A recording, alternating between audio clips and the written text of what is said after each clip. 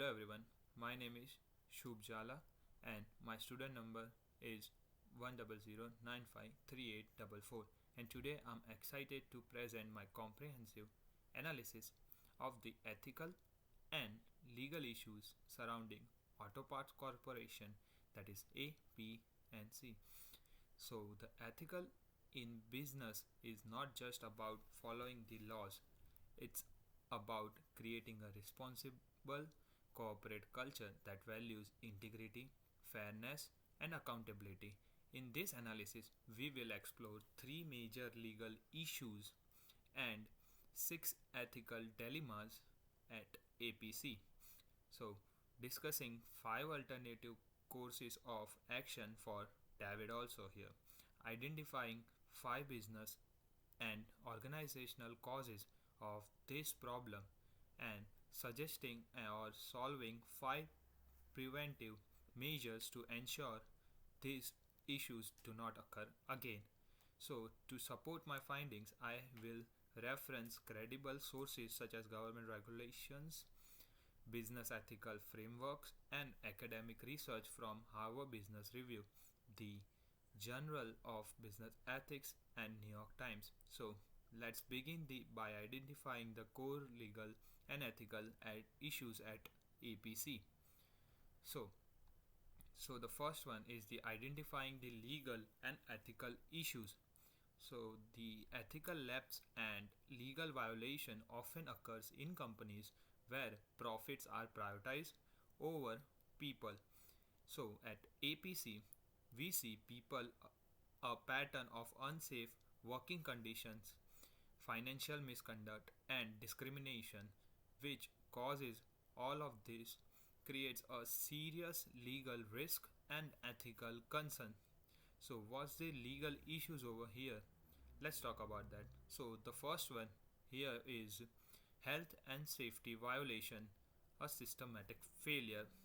So, in APC, violated the Ontario Occupational Health and Safety Act OHSA by failing to provide a safe working environment to the employees.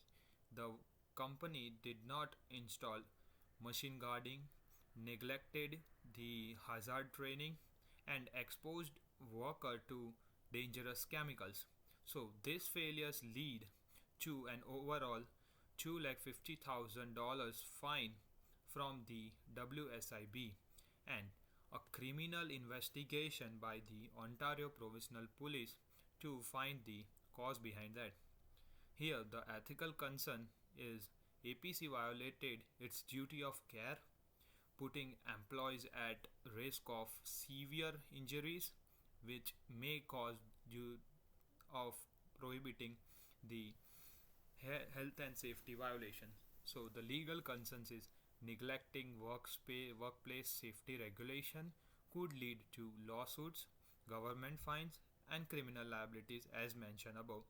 So this reference is taken from the according to the Smith and Johnson 2020 in corporate responsibility and safety standard companies that fails to address to occupational safety laws not only expose employee to harm but also risk severe legal and financial consequences. So the second one here is employment discrimination, the hidden bias. So APC hiring policy states that worker must be born in Canada, excluding applicants from Quebec. This is a direct violation of the Act, Canadian Human Rights Act, which prohibits discrimination based on national origin. So, what's the ethical concern over here? So, discriminating hiring limit diversity and create an unfair working environment by neglecting person from the Quebec. So what's the legal concern here is this violates federal labor law, exposing APC to litigation and penalties. So this reference is taken from Brown and Keller in Ethical Employment, Legal and Social Implementation, Discriminatory Hiring Policies Damage company reputation and exposed to the legal risk. So the third one is from the financial transparency issue, a red flag for fraud. So the APC fired its national auditing firm and replaced it with a smaller local firm, raising concern about financial fraud. So what's the ethical concern here is lack of transparency undermines investors and employees trust. It's breaking the trust over here. And the legal concern is failure to comply with financial regulations can lead to severe penalties and criminal charges. This reference is taken from Andrew and White 2019 in Corporate Governance and Financial Ethics, explains that weak financial oversight will increase the fraud risk and damages the investor trust.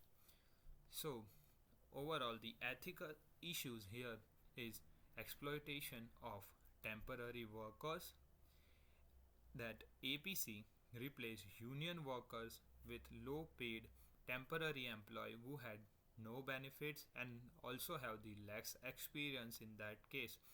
So what's the issue here is this is the corporate exploitation, treating workers as disposable. They are not treating workers equally.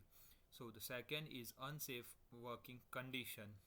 So negligence in enforcing safety measures cause multiple workplace injuries, which can cause the demonstrate the reckless disregard for employees' well-being. Third one is lack of ethical leadership. So APC management ignores safety concern raised by employee issues. Leaders fail to take responsibilities by violating corporate ethics. So the fourth one here is privacy violation. Employees were required to submit urine samples for undisclosed testing, which may cause an issues an invention of privacy and a violation of personal dignity. So the fifth one is conflict of interest. Its APC president owns just in time labor, a company supplying temporary workers to the company. So here the issue creates unethical hiring practice and exploitation. So the sixth one is failure to address employee concerns. Management ignored complaints, showing disregard for ethical leadership, which may also cause ethical problem. Here is a here is the five alternative courses of action for David. So David is in a difficult ethical position as an employee who recognizes serious legal and ethical misconduct at APC. As an ethical leader, he has multiple possible action to take. So here I have mentioned five viable courses of action which may David took, each with pros and cons of it, and analyzing their impact on David's career, ethical obligations, and corporate responsibilities. So the first one action is reporting APC to regulatory authorities. So David could report the health and safety violations, employment discrimination, and financial fraud to external regulatory agencies such as the Ontario Ministry of Labour, the Canadian Human Rights Commissions, and the Workplace Safety and Insurance Board. So the pros over here is ensuring immediate action to correct APC's unsafe working environment. The second is the protect employee from harm by enforcing safety regulations. Third is encourage corporate transparency and ethical accountability. And the disadvantages over here is reporting APC could result in layoff, negatively impacting employees. Second, David might face retaliation from APC's leadership. And the third and the foremost is legal investigation may take time, delaying immediate improvement, which can cause more harm to the employees.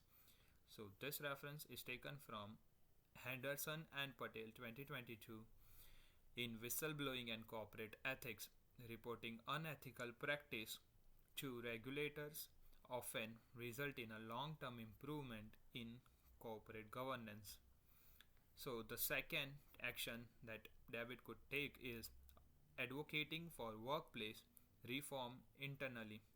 David could propose internal reforms to improve work safety and worker safety, ethical hiring, and corporate transparency without involving external agencies. So the benefits over here is demonstrates leadership and problem solving skills, encourage collaboration with management instead of external intervention. Third one could be lead to long term changes without legal battles.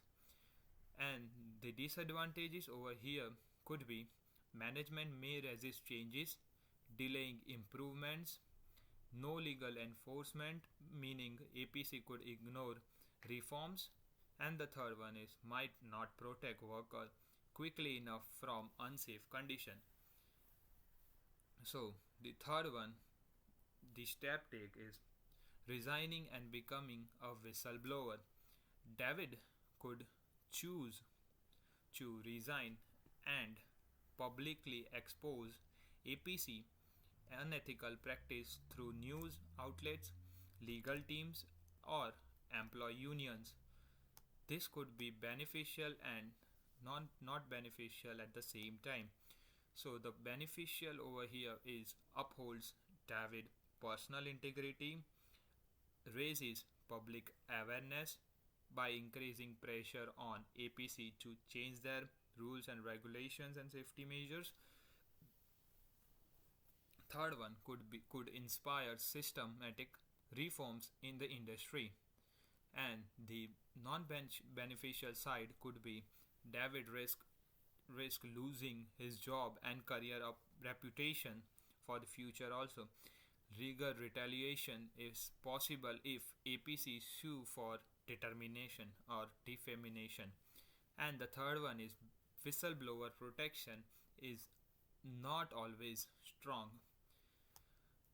So the fourth step could be establishing an internal ethics committee here. So the David could propose forming an ethics and compliance committee at APC to oversee hiring practice, financial audits, and safety policies, which can help them to set up a whole new system. So the positive sides over here is promoting long term cooperative integrity and self regulation within the company. The second is encourage employees' participation in ethical decision making. And the third one is could prevent future violations before they escalate. And the negative side here is APC leadership may resist an ethics committee, no immediate impact on urgent safety concern, and the last negative point is employee may fear retaliation for reporting issue internally. This reference is taken from Federich and Farrell in Business Ethics 2021 Ethical Decision Making and Cases found that cooperative ethics committees improve long-term ethical compliance. Here the last one but the most important one is seeking external legal advice. So David could consult an external employment lawyer to assess his right, legal protection and next steps that can be beneficial for both to the team and for himself. So what's the pros here is helping David understand the legal implications of his actions so he can take a stand of it. Second, protects the him from wrongful termination or retaliation. Third one is strengths APC legal compliance efforts. And the cons over here is legal consultations can be expensive and also not beneficial. Second one may not guarantee changes unless combined with other actions. Could strain David's relationship with APC's management. This reference is taken from Donaldson and Dunphy 1999 in Ties That Bind. A social contract approach to business ethics argues that legal condition consultation strengthens ethical decision making in organization. Third one, so that's the five action that could David take to resolve the APC's rules and regulation problem. Third one is here is five business and organizational cause of the situation which causes this whole scenario over here. So to fully address the problem at APC, we must understand what caused them in the first place. So here are five underlying business and organizational issues. So the first one and the most selective one is the profit driven culture. In APC, prioritize profits over safety, resulting in dangerous cost cutting, and the lack of employee welfare initiatives creates a hostile workplace. The second one is weak regulatory compliance. So APC fails to conduct audits and ignored safety regulations with minimal external oversights which enable ongoing violations. So this could be the cause. Third one is lack of ethical leadership. So the lack of ethical leadership in the company is mainly due to the senior management ignored employee concern and avoided responsibility, and also corporate governance structure failed to enforce ethical conduct. So the fourth one is heavy reliance on temporary labor. Hence, using temporary workers allowed cost cutting, but lead to worker exploitation, and also lack of employee benefit and protections increased workplace instability.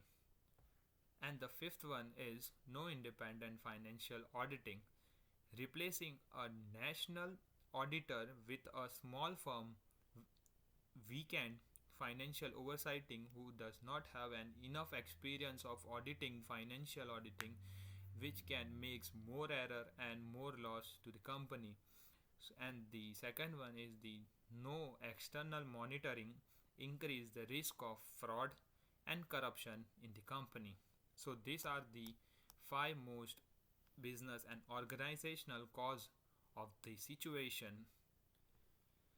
Let's talk about the prevention, business and organizational measures. So to prevent these issues from happening again in APC, so the APC should implement five key business ethical improvements that I should recommend to do, which can prevent the causes behind that. So the first one is mandatory workplace safety programs, which is mainly initialized by the Canadian Work and Health Safety Organization. So the regular safety inspection and OSHS certified training for employees. The second one is the penalty for management non-compliance with safety policies. So these 2 points included in mandatory workplace safety programs. So second one is the independent oversight and compliance team, establishing an internal ethics and compliance board to oversee hiring, safety and finance, which could lower down the burden for the team. So the second one in the independent oversight is regular third party audit to ensure full corporate transparency and reduce risk of fraud. Third one here is diversity and inclusion initiatives, fair and transparent hiring policies to eliminate discriminatory practice, and equal opportunity for employees regardless of nationality, as we mentioned about the Quebec discrimination. So the fourth one is strengthen the financial transparency. So what does that mean? Hiring external auditors and ensuring compliance with financial regulations, and implementing an open reporting system for financial concern. So the last one and the important one here is improved whistleblower protection policies. So anonymous reporting system to protect employee who reports violations, and giving them the legal support and job protections for whistleblower that can reduce the safety and regulation issues in future. So here is the all talk about the business ethics. So the final thought about this whole scenario is the APC cases serves as a warning about the danger of unethical business practice, which if companies ignore safety laws, exploit workers, and engaging in financial misconduct, they risk legal penalties, public backlash, and eventual failure. However, with ethical leadership and structural reforms, companies like APC can rebuild trust with their stakeholders and investors, ensuring work safety with the employees, which can make the trust also here, and foster a sustainable business environment which can lead to a higher future scope. So what's the key takeaway over here? So the first key takeaway is ethical leadership matters. Profit should never come before people. So always people should come before the profit. The second one here is transparency is essential at any point, which means financial integrity builds trust and credibility. And the third one here is workplace safety saves life, which means compliance with law prevents injuries and lawsuits. So, by enforcing corporate responsibilities and regulatory compliance and ethical decision making, APC can transform into a model of ethical business practice which could help them to build ethics in business, to have a responsible corporate culture that values integrity, fairness, and accountability, which may help them to make a future best for their employees as well as for their stakeholders and as well as for their investors. Here, this reference is taken from the David and Thompson 2023 in Sustainable Corporate Leadership, which concludes that ethical companies perform the better financial and have higher employee satisfaction, which could lead them to a way better environment for the workers and also provide safety to the workers, which means transparency is essential over here, and workplace safety is far more required in any workspace rather than the profit over people. So this would be the whole ethics in business from my side, and I research over this and I provide references over here which I learned from that and I did the research on it. And here are the whole case study I have done on the APC and provided the 5 business prevention causes and business problems, and the case that should be taken by David that can make a difference in the approach and make it more ethical. In that way, it could lead to a ethical leadership and also saves the APC's trust and the transparency amongst the people and employers. So, thank you. That's from my side.